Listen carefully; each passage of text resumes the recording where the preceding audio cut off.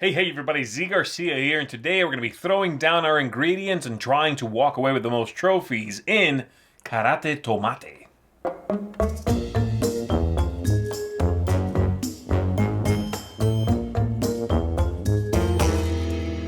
In this small bidding game, the players are going to be playing cards simultaneously, trying to stay in that fight as long as possible in order to walk away with one of the goal cards. And at the end of the game, if you've got the most trophies, you are going to walk away the winner. But you have to mind a few other things too. You have to manage the number of cards in your hand, but also the colors, the values, and the knives in the game. You have to have some of those. So let's go ahead and take a look at how this works. We'll come on back after that. I'll tell you what I think of it. To set up the game, we're going to deal each player one of these tomato cards. They have a number at the top, and you take all the other ones that were not dealt, and you just set those aside. You won't need them. And then you're going to shuffle up the deck of cards here and deal everyone 5 cards. These are all hidden, by the way, but I'm going to go ahead and deal them face up just to help me out here. So everybody gets 5 cards from the deck, and they hold those in their hand. The tomato card at the beginning of the game, that's also hidden. It's part of your hand, all right? And then you are ready to begin. So I'm going to set this deck aside over here for now. And in a game with 4 players, every round you are going to reveal 2 of these goal cards onto the table. This number would vary depending on the number of players. So we're going to take 2 of these, and we are going to reveal them. And those are what the players are trying to score. They're going to feature a few different symbols. I'll talk about those in just 1 second. Then everyone is going to take from their hand a card and play it face down onto the table to begin the round. And so let's say the players are going to play, this player will play that, and this player here is going to play that card. This one is going to play that one. And this player over here is going to play this card here. Once that's done, they are all revealed. And anyone who played their tomato card is out of the round. They're going to stop fighting for these goal cards in the middle of the table. So this player is out. They are going to either now draw 2 cards, add them to their hand and be done, or discard 2 cards, draw 4, and then be done. They are going to get rid of both of these cards. That'll make sense as to why they're doing so in 1 second. They'll discard those 2. They're going to draw 4 new cards, and they are done for this round. So I'm actually going to hide that hand. I don't need to keep looking at it. The other players, who are all still in, now select another card from their hand, place that face down, and then reveal it simultaneously. So this player is going to play this card. This player will play this card. And let's say this player plays that card there. The trick here is, these players reveal them. Again, anyone with a tomato is out, draws 2 cards, or discards 2 and draws 4. That player is going to just draw 2 and be done. This one is discarded because they played it, and I can stop looking at their hand. So the trick here is that as soon as you start in one color, if you choose to continue fighting, you must continue in that color. And so these players here both had started with a green and a brown card respectively, have to continue playing in green and brown. Now, once the players that are active around the table are down to the number of goal cards or fewer players, then those are going to be distributed. In this case, that player folded. We are down to 2 players, 2 goal cards, so we can distribute those. And we do so based on the totals that the players played. This player has a total of 8. This player has a total of 4. So they have their first choice. And they're going to take this one. Those trophies are worth victory points at the end of the game. So they'll take that. They'll set that aside. These are discarded. And they are done. This player gets to pick second. Well, they only have 1 choice. They'll take that. Again, the trophies are victory points at the end of the game. The tomatoes are going to let them draw cards. In this case, 3 tomatoes. That means I get to add 3 cards to my hand. And then this round is over. We keep these face down. We flip over 2 new cards. And the round, a new round begins again with everyone again selecting a card, playing it, and so on. The knife, which is the 3rd symbol you'll find in these goal cards, has to do with endgame scoring and the possibility of someone being eliminated from the game even before we count those trophies. Now, one final thing before I move on to endgame scoring, the tomatoes in everyone's hands, they are used to fold, to bow your way out of a fight. But the number at the top is used in case there is a tie. Let's say in that very same situation we just looked at, both players had a total of 4. Well, the way you break that tie and figure out who's first, who's second, is by showing your tomato card.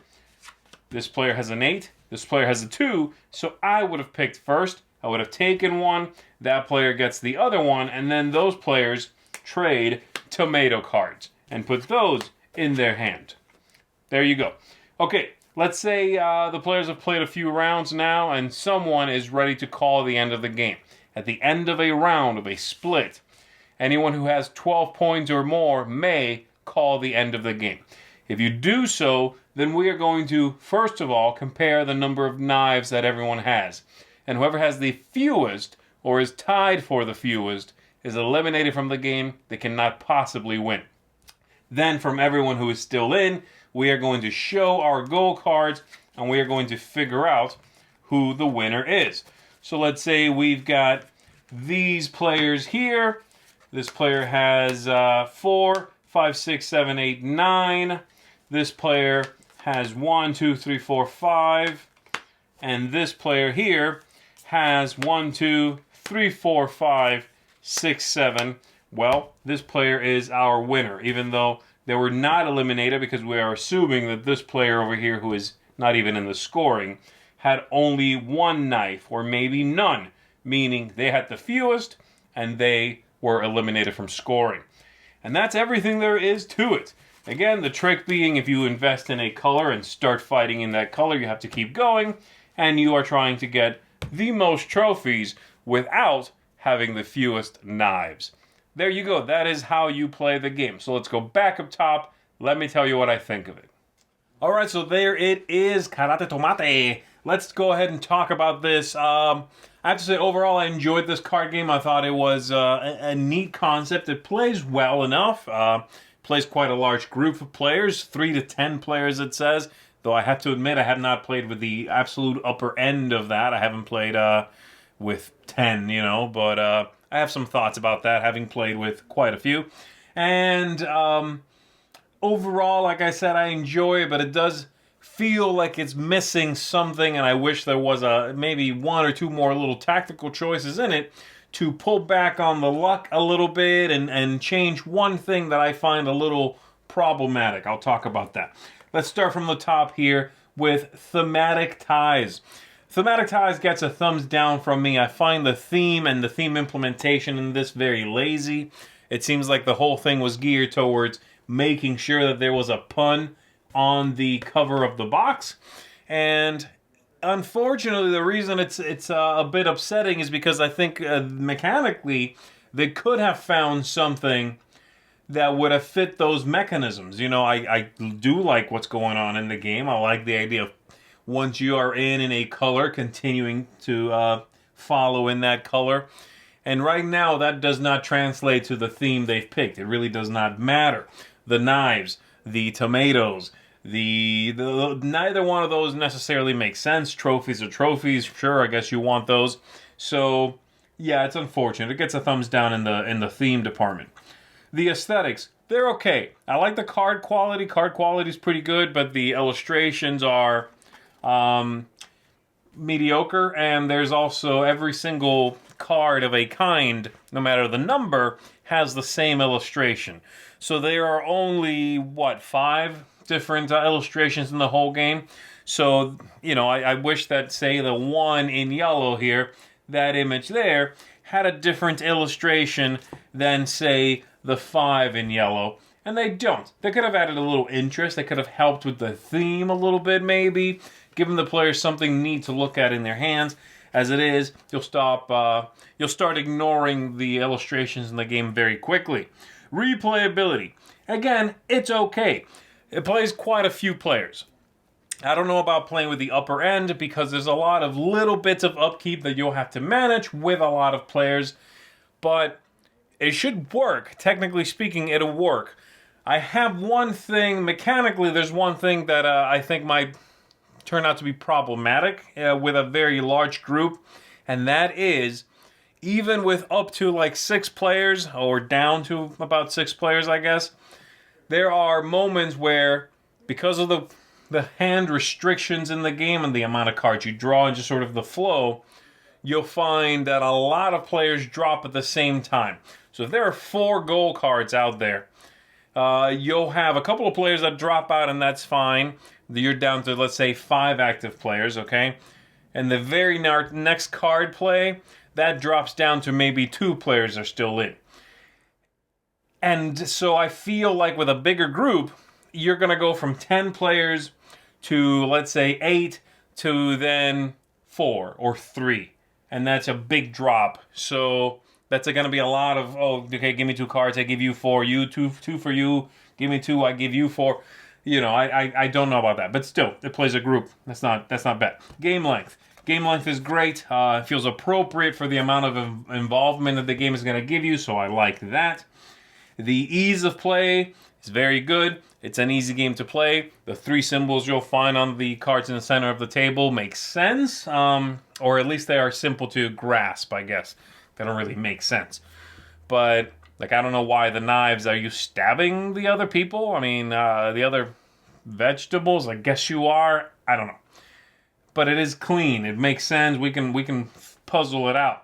And then lastly, tactics and strategy and luck. There's plenty of luck here. The idea of the knives, the concept of the knives is a good one. I like the idea of eliminating a player at the end of the game, even if they focus too much on the trophies and did not make sure that they were not the player or players with the fewest knives at the table. That's a neat reveal. It's a neat aha moment near the end of the game. I like it. I like the tomatoes and you drawing more. I like the tiebreaker with the tomatoes. That's neat. But my main issue in the game is that the values on the cards hardly matter. And here's what I mean.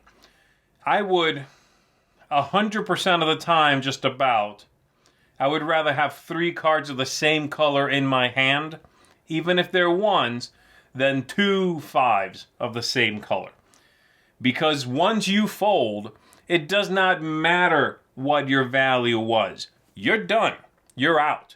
And so, as I'm drawing cards from the deck, I don't really care about the values, pretty much at all. I care about the colors. And if I have 4 cards of the same color, 5 cards of the same color, which is pretty rare, I will probably win. I can probably just wait out everybody until I'm in the split, if nothing else. You could have fantastic values in your hand, but if you don't have 4 of the same color, or 5, I will outpace you. So that seems to go against the spirit of the game a little bit. The idea of staying in, no matter what, forget the values. It's supremely secondary. I also don't like the idea that once you fold, no matter where that happened, you get the same thing as anybody else who folded. Here's what I mean. If you fold on the very first play, your first card is a tomato, and I do it on the second card, meaning my second card is a tomato, but I'm not part of the split, you did better than I did. I should have just folded in the first place. Now you're saying, well, of course, you don't play a single card and then run. Okay, fine, I'll give you that. But what about 2 cards? Yellow, yellow, then tomato. Is that enough? It's a push your luck game, I understand that. But it often seems that the values of those cards are just not part of the discussion. So that's kind of what my main issue with the game is. And it seems like there's a little something that could be added to that would, I don't know, just give me that final oomph I need. You at one time in the game you can switch color and stay in a fight. Maybe colors have adjacent colors that those 2 fighters fight together, or whatever the theme they would go with, would allow for. Maybe there's a face-up draw that you take cards from when you fold. That would also incentivize players to fold early, maybe, if some of the cards out there would help their hand. There's something else. I know all these things complicate the game slightly, but there is something else missing, which is why I find the game to merely be serviceable. It's fun, don't get me wrong. It's an alright game, but it is certainly an average game. So, having said all that, let me give you my bottom line here for Karate Tomate. A dynamic brew that will feed many friends at once, but might feel like it's missing a final ingredient.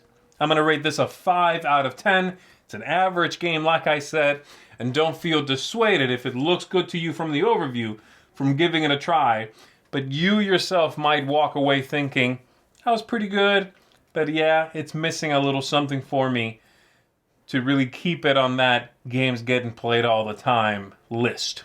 So there you go, Karate Tomate once again. Thanks for checking this out, everybody. I'll see you on the next one.